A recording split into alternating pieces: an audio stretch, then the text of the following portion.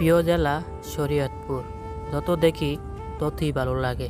এই জেলাতে ভালোবাসা, মায়া, আবেগ জড়িয়ে আছে। ভালোবাসার টানে বারবার ছুটে আসি। বন্ধুরা, আমি আজ শরীয়তপুর সখীপুর থানা আনন্দবাজার হয়ে রশিদ ব্যাপারী বাজার হয়ে বালাবাজার নতুন ব্রিজে যাচ্ছি। তোমরা ভিডিওটা দেখে অনেক ভালো লাগবে। দুই সাইডে যে প্রাকৃতিক সৌন্দর্য দেখে বারবার মুগ্ধ হই। তোমরা ভিডিওটা দেখতে থাকো বন্ধুরা।